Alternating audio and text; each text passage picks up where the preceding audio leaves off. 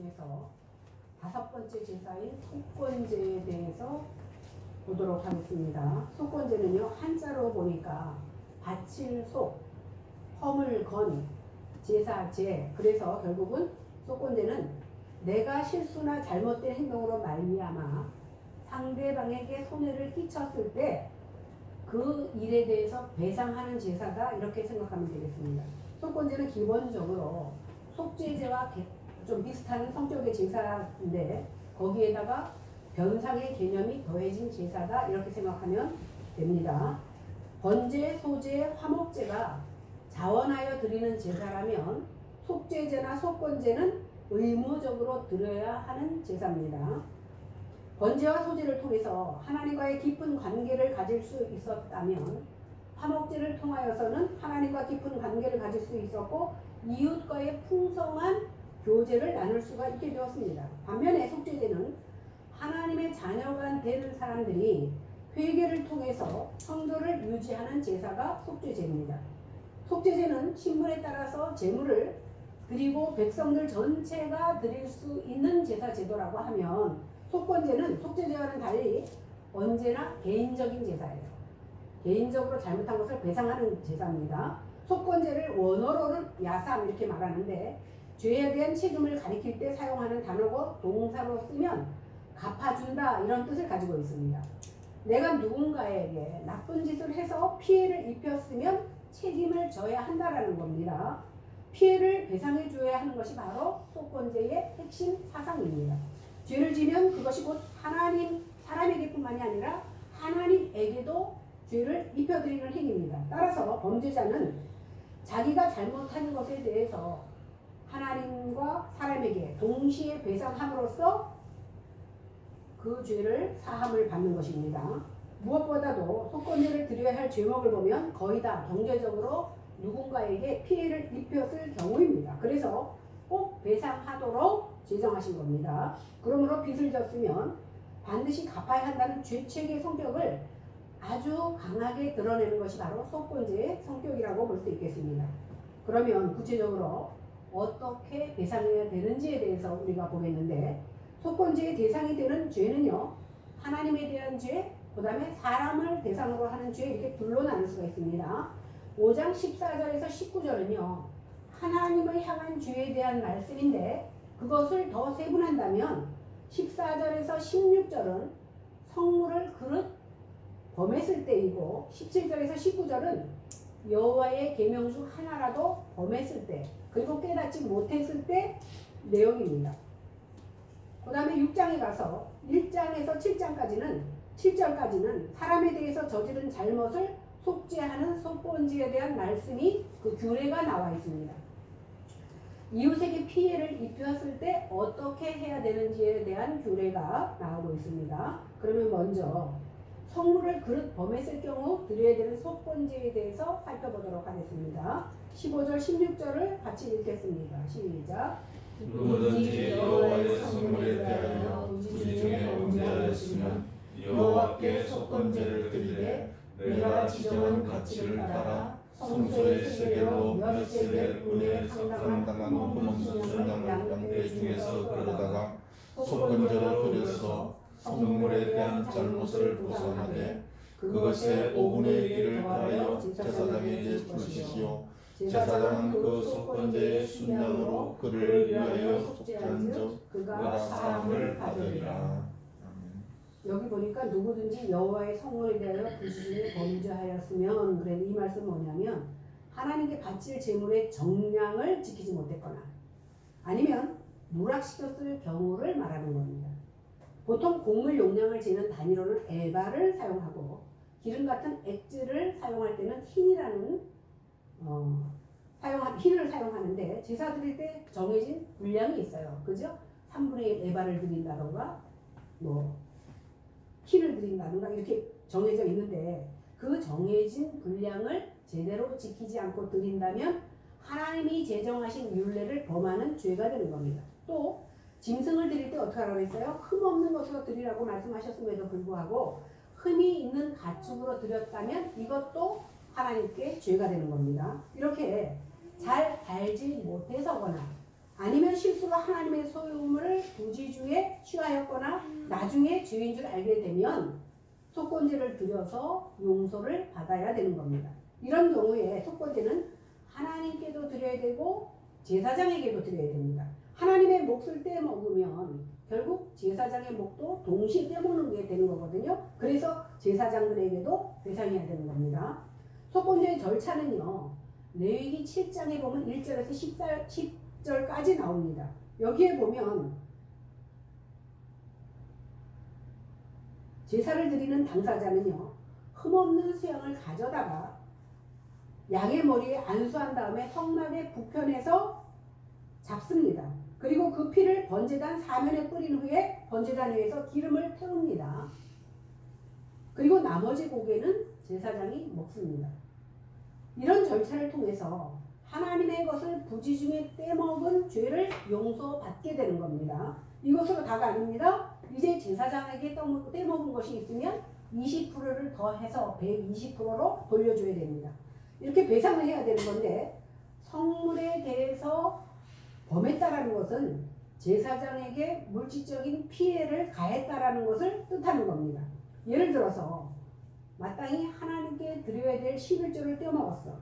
그러면 용서를 받기 위해서 수양 한 마리를 하나님께 속건제로 드리고 떼어먹은 11조가 100만 원이다. 그럼 120만 원을 제사장에게 드려야지 용서를 받을 수 있는 겁니다.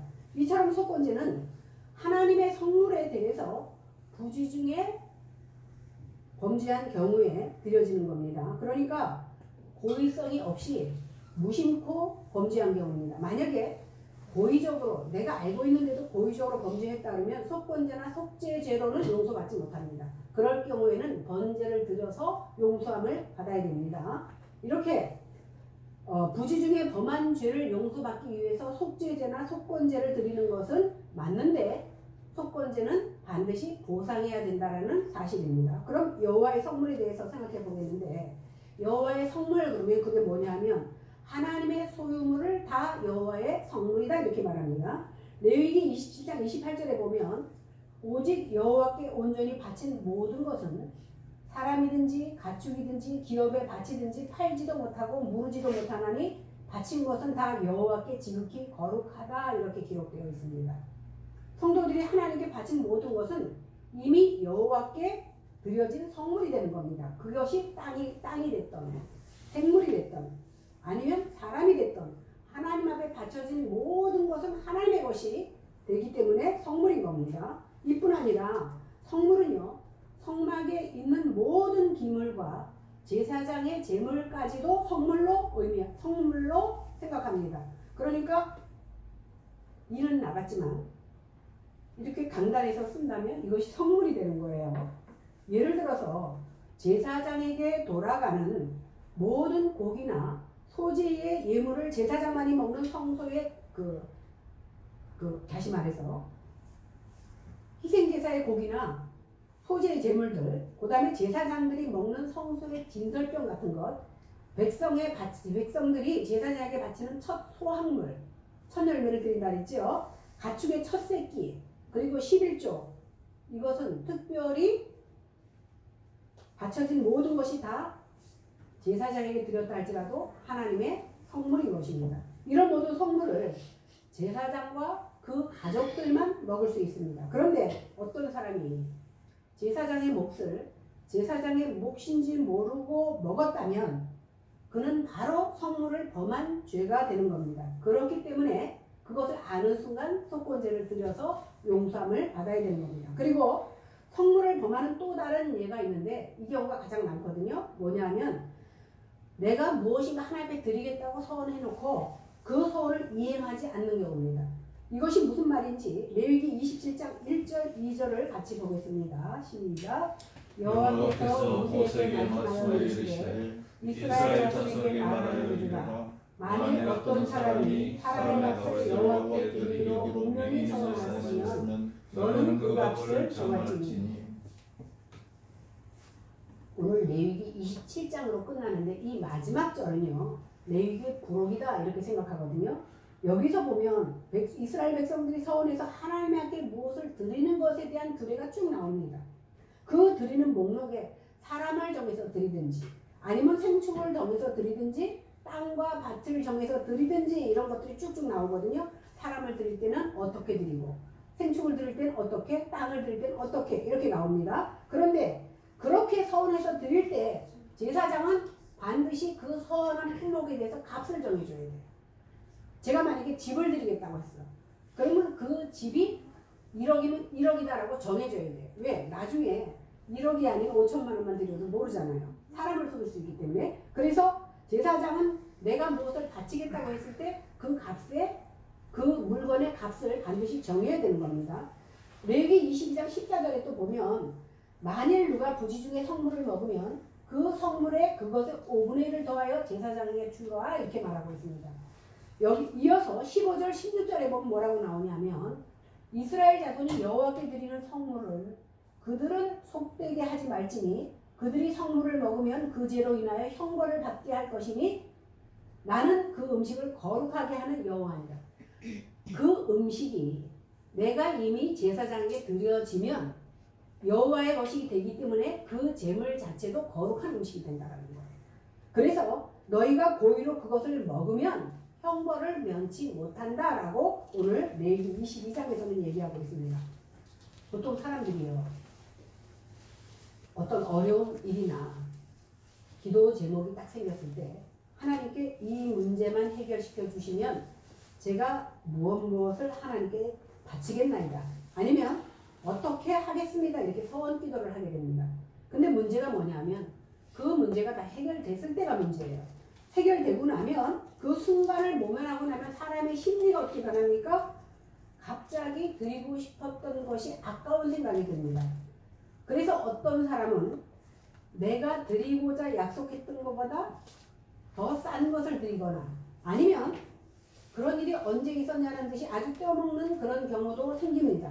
이것이 바로 성물을 범하는 죄가 되는 겁니다. 왜냐하면 바치기로 서원한 그 순간 그것은 이미 내 것이 아니에요.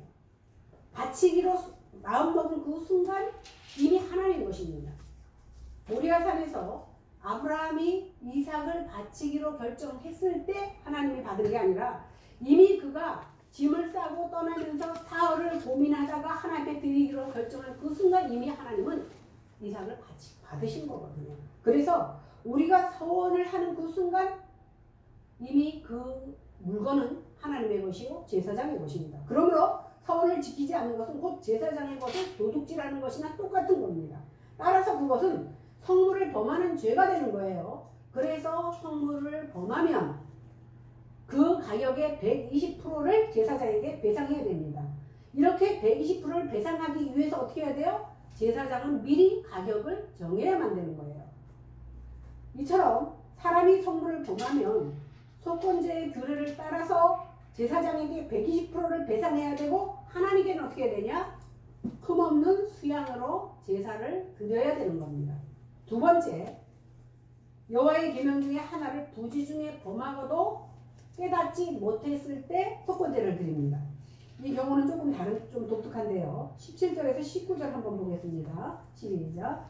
만일 누구든지 여호와의 계명 중 하나를 부지 중에 범하여도 허물이나 벌을 당할 것이니 그는 내가 지정한 대로 양떼 중 흠없는 순양을 속건제물로 제사장에게 가져갈 것이요 제사장은 그가 부지 중에 범한 허물을 위하여 속지 않은 그가 사함을 받으리라. 이는 속건제니 그가 여호와 앞에 참으로 잘못을 저질렀습니다. 여기 보니까 여호와의 계명 중 하나를 부지 중에 범하여도 이렇게 보면 되어 있는데, 여기 부지 중에라는 표현은 뭐냐면 깨우침을 받거든 이런 뜻으로 원어는 되어 있어요. 그래서 이 구절을 원문으로 직역하면 이렇습니다. 만일 누구든지 여호와의 계명 중 하나를 범했는데 깨닫지 못한 채로 있어도 그 죄책이 있으니 형벌을 받을 것이다. 내가 부지 중에 죄를 졌어. 그래서 나는 깨닫지 못하지만 그 죄는 여전히 남아있어서 형벌은 받게 된다는 것입니다. 내가 깨닫지 못해도 이렇게 죄가 남아있어서 형벌을 받는다는 것은, 예를 들어서 성소에 있는 떡상의 떡은 제사장만 먹을 수 있습니다. 그런데 일반 백성이 그 떡을 모르고 먹을 경우가 있어요. 이 사람은 몰라서 먹었지만 어떻게 해야 됩니까? 속건제를 드려서 하나님 앞에 용서를 받아야 됩니다. 또 기름이나 피는 사람들이 먹을 수 없습니다. 그건 역시 부지 중에 먹었다면 또 계명을 어긴 게 됩니다. 이 모든 것이 여호와의 성물에 대한 계명을 어긴 것이 되는 거거든요. 또 화목제물의 경우에 가슴 고기와 오른쪽 넓적다리는 제사장에게 드려야 됩니다. 그런데 계명을 잘 알지 못했거나 실수로 제사장에게 왼쪽을 드리고 자기가 오른쪽 고기를 먹었어요. 부지 중에 이렇게 범하는 것을 몰라서 그랬다 할지라도 그냥 넘어가는 것이 아니라 어떻게 해야 돼요? 하나님 앞에 속건제를 드려야 돼요. 이럴 경우에는 사람에게 잘못한 것이 아니라 하나님의 목, 다시 말해서 제사장의 몫을 잘못해서 바꾼 거기 때문에 120%를 드리지 않고 하나님께만 속건제를 드리면 됩니다. 또한 어떤 죄를 범했는데 모르고 있다가 나중에 깨닫게 되면 속죄제를 드리면 돼. 그런데 여전히 깨닫지 못하고 있는데 누군가가 너 그때 그랬잖아. 너 그때 잘못한 거야. 이렇게 말해줬어. 그때는요. 속죄제가 아닌 속건제를 드려야 돼요. 이럴 경우에 자기가 여지껏은 몰랐는데 누군가가 일깨워줘서 깨달았어. 그냥 넘어가기엔 찝찝해. 양심상 뭔가 걸려요. 그럴 때는 속건제를 드려야만이 죄책에서 해방을 받을 수 있습니다. 물론 여기서는 분명한 죄가 무엇인지 그리고 제사장이나 이웃에게 금전적인 어떤 피해를 입혔는지 잘 알지 못할 경우에는 제사장이나 이웃에 대한 배상은 생략됩니다. 그러니까 양을 가지고 하나님 앞에 속건제만 드리면 됩니다. 세 번째는요. 이웃에게 피해를 입었을 경우입니다. 6장 1절로 3절 읽어보겠습니다. 시작. 여호와께서 모세에게 말씀하여 이르시되 누구든지 여호와께 신실하지 못하여 범죄하되 곧 이웃이 맡긴 물건이나 전가금을 속이거나 도둑질하거나 착취하고 사실을 부인하거나 남의 잃은 물건을 줍고도 사실을 부인하여 거짓 맹세하는 등 사람이 이 모든 일 중에 하나라도 행하여 범죄하며 그러니까 다른 사람의 소유물을 부당하게 취했는데 그 사실을 부인하거나 거짓 맹세를 하는 경우에도 속건제가 필요합니다. 성경은요 5가지의 예를 들어서 얘기하고 있는데 첫째는 이웃이 맡긴 물건이 있는데 그 사실이 없다고 잡아떼는 경우입니다. 둘째는 남의 물건을 전당 잡았는데 또 부인하는 경우. 셋째는 도둑질을 했는데 안 했다고 하는 경우. 네 번째는 이웃의 것을 착취하고도 부인하는 경우. 마지막으로 5째 경우는 남이 잃어버린 물건을 주웠어. 주인이 나타나는데도 불구하고 안 가진 척하는 것. 이렇게 5가지를 말하고 있는데 2절에서 4가지, 3절에서 1가지 이렇게 5가지의 경우의 공통점이 뭐냐면 남의 물건을 부당하게 취했는데 잡아떼는 경우입니다. 이런 경우에 속건제를 드려야 됩니다. 이처럼 속건제는 부지 중에 하나님의 것을 떼먹었거나 사람의 것을 부당하게 취한 경우에 드리는 겁니다. 이럴 때요. 하나님께서는 흠없는 수양을 드려야 되는데 이때 수양은요. 아까 우리가 5장에서 읽을 때 나왔는데 최소한 2세겔 이상의 값어치가 나가는 수양으로 흠이 없는 것이어야 됩니다. 근데 아까 보니까 성소의 세겔이라고 했어요. 성소의 세겔과 일반 백성이 쓰는 세겔은 좀 단위가 틀립니다. 지금도 이스라엘은 세켈? 똑같은 그 단위를 우리가 원 쓰듯이 쓰고 있는데 일반인들이 쓰는 1세겔이 성전에서는 4세겔 정도가 된다고 해요. 그러니까 보통 4배가 되니까 굉장히 많은 것을 주님 앞에 드리는 겁니다. 이때 수양은 최소한 2세겔 이상의 값어치가 나가는 수양으로 또 흠 없어야 됩니다. 그리고 사람에게는 어떻게 해야 돼요? 120%로 배상해야 됩니다. 속죄제의 경우는 신분에 따라서 제물을 정해서 제사를 드렸는데 속건제는 오직 흠없는 수양만 드리면 됩니다. 그런데 만일 이런 5가지 경우에라도 증인도 없고 증거도 없어. 그래서 죄 지은 사람이 그런 일 없다고 딱 잡아떼면 더 이상 죄를 물을 방법은 없습니다.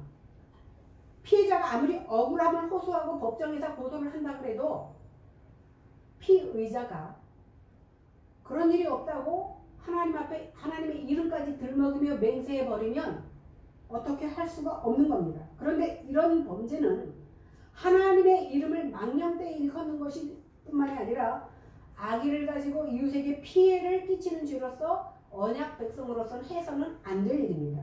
그래서 2절에 보니까 여호와께 신실하지 못하여 범죄하되 이렇게 말한 겁니다.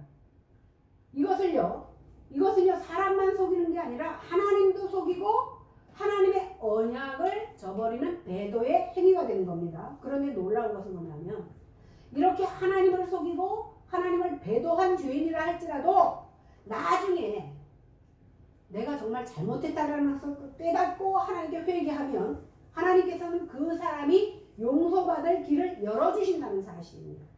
그것이 바로 속건제인데 먼저는 자신의 약함을 깨닫고 속건제를 드리는 그날에 피해자에게 가격의 120%를 배상하고 하나님께는 속건제를 드리면 됩니다.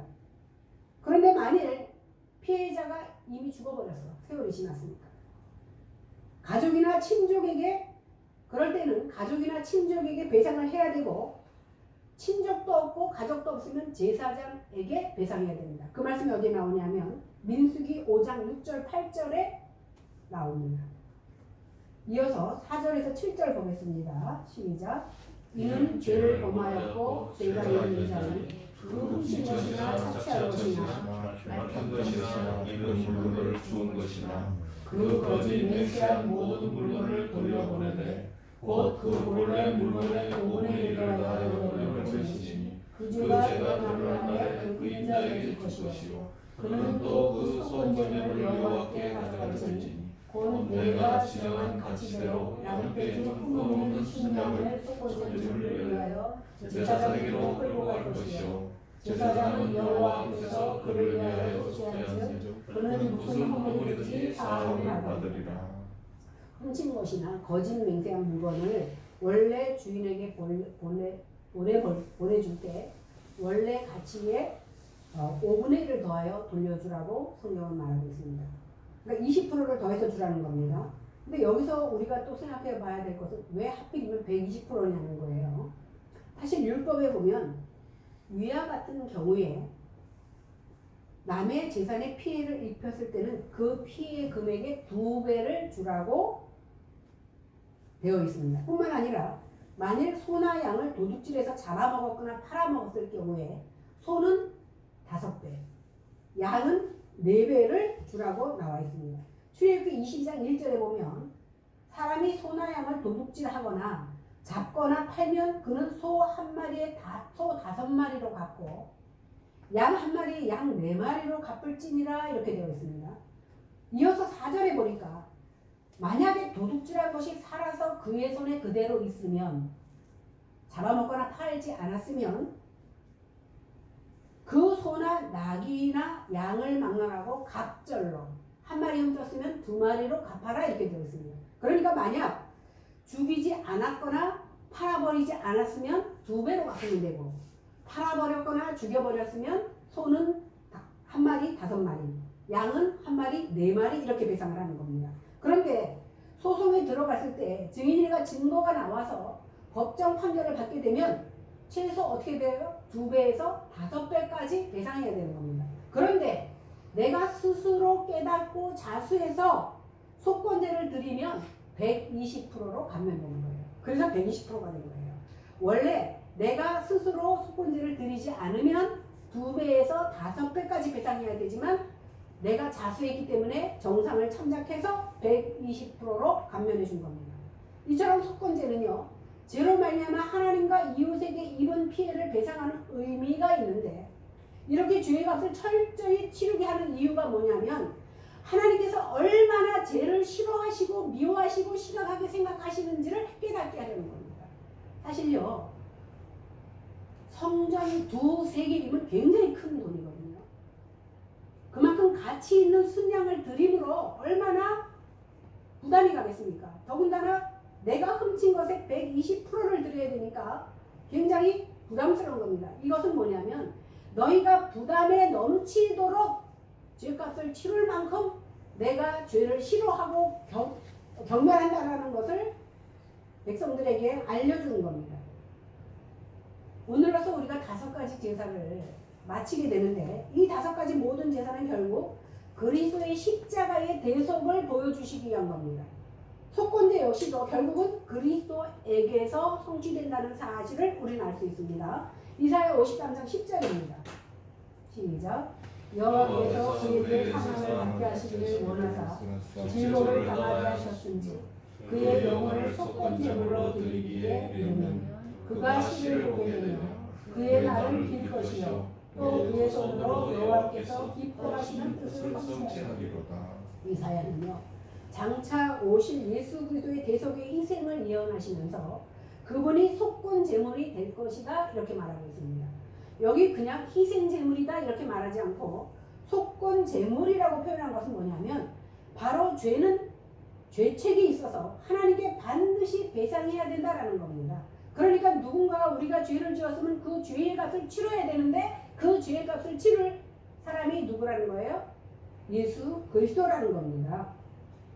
우리는 하나님을 거역하고 모든 죄를 지은 죄인들입니다. 하나님을 향해서 우리가 지은 죄는요 값으로 환산할 수가 없습니다. 그래서 우리는 주님께 가격을 매길 수도 없는 십자가의 짐을 지워드리게 된 겁니다. 우리 힘으로는 도무지 계산할 수도 없는 그 값을 예수님께서 치르시고 우리를 불쌍히 여기셔서 그 고난을 받으셨다는 겁니다.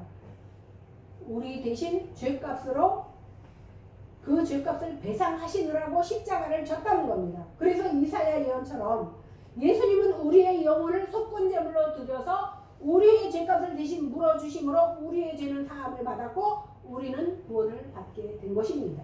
이것이 바로 속건제 대신 예수님을 소개하려고 하는 속건제의 의미인 겁니다.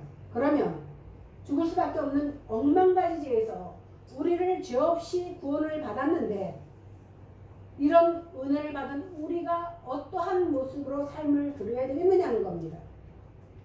속죄제가요 하나님의 계명이나 율법을 어겼을 경우에 그것을 속함받기 위해서 드리는 제사라면 속건제는 하나님께만 제사를 드리고 용서를 받으면 끝이 아니라 자발적으로 피해자에게 120%를 배상해야만이 된다는 것이 속건제의 정신입니다. 그래서 진정한 회개라는 것은요 죄짓기 이전 상태로 돌아가는 것뿐만이 아니라 하나님 앞에 신실한 모습으로 세워져 가야 되고 형제간에 다시금 용서하고 평생을 서로 섬기며 살아가는 모습의 다짐까지도 있어야 되는 것이 바로 속건제의 의미입니다. 이제 우리는 속건제 되시는 예수님을 굳게 믿고 그 은혜에 감사하는 모습으로 삶을 드려야 되는 것입니다. 이러한 모습을 보여준 것이 바로 삭개오인데 누가복음 19장 8절에 보면 예수님을 만난 삭개오는요 내 소유의 절반을 가난한 자를 위해서 바치겠다고 했으며 만일 내가 누구를 속여서 이득을 취한 것이 있으면 4배로 갚겠다고 고백합니다. 이렇게 삭개오는요 예수님의 용서의 사랑을 체험했을 때 정말 참여하는 마음으로 자발적으로 스스로 배상했던 겁니다. 이것이 진정한 용서받은 자의 모습, 진정으로 용서받은 자가 속건제를 드리는 모습이라고 생각합니다. 오늘 빌레몬서에도 보면 오네시모가 그의 주인 빌레몬에게 도망쳤을 때 빌레몬은 굉장히 정신적으로 물질적으로 피해를 입었던 것을 압니다. 그런데 오네시모가 바울을 만나서 예수를 믿고 나니까 회개합니다. 그때 바울은 뭐라고 얘기합니까? 일단 빌레몬에게 돌아가서 무조건 용서를 빌라고 말합니다. 이처럼 죄는요 하나님 앞에서뿐만이 아니라 서로의 관계 속에서 자발적인 배상, 자발적인 용서를 구함으로써 관계의 회복이 되어야 된다는 것을 우리에게 보여주는 겁니다. 이렇게 할 때 제사장은 하나님 앞에서 그를 위하여 속죄한지 그가 허물이든지 사함을 받는다고 오늘 6장 7절에서는 말씀하고 있습니다. 그렇게 해야만이 온전히 우리의 죄가 씻김받고 해결되는 것입니다. 그러므로 우리는 오늘 예배자로 나왔다가 속건제에 대한 말씀을 받았습니다. 그래서 우리도 내가 알던 모르던 이웃이나 형제에게 원망 들을 만한 일이 있는 줄을 생각되면 그냥 하나님 앞에 회개하는 것으로 그치지 말고 먼저 형제에게 가서 화목을 청하시는 저희들이 다 되어야 될 줄로 믿습니다. 그래서 그 은혜에 보답하는 모습으로 형제의 허물과 죄를 나도 용서할 수 있는 너그러움이 있어야 돼요. 왜냐하면 어느 누군가가 나에게 상처를 주고 아픔을 줬다 그래도 내가 우리 주님에게 드린 그 상처와 허물에 비하면 아마 비교가 되지 않을 겁니다. 그러니까 우리도 값없이 그 큰 죄를 용서함 받았으니 나에게 서운함이나 용서받지 못할 상대가 있다 할지라도 정말 하나님 앞에뿐만이 아니라 그 사람도 너그러이 용서하고 또 나 또한 용서받을 수 있는 그러한 우리가 되어야 될 줄 압니다. 이제 예수님께서 십자가에 매달려 피 흘려 죽으심으로 우리가 받아야 될 형벌을 형법적으로 대신 담당하셨던 것을 우리는 기억해야 됩니다. 그래서 하나님 앞에서나 사람 앞에서 하나님의 자녀로서 부끄럽지 않은 모습으로 삶을 드리는 저와 여러분들이 다 되시기를 주님의 이름으로 간절히 축원합니다. 기도하겠습니다. 하나님 아버지, 은혜를 진심으로 감사합니다. 날마다 우리는 죄를 고백하고 하나님의 뜻대로 살겠다고 고백하면서도 우리의 삶은 우리의 고백과 다른 모습으로 드려질 때가 얼마나 많이 있는 줄 모릅니다. 하나님, 우리의 약함과 우리의 믿음 없음을 불쌍히 여겨주시고 우리에게 믿음을 더하셔서 오직 하나님께서 원하시고 하나님께 합한 자의 모습으로 삶을 드리는 저희들이 다 되게 하여 주시옵소서.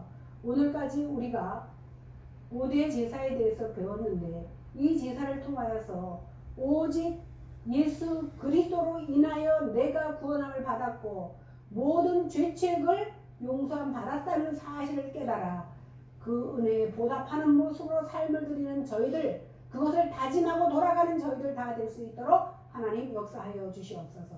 감사드리며 예수님의 이름으로 간절히 기도했사옵나이다. 아멘. 찬송가 600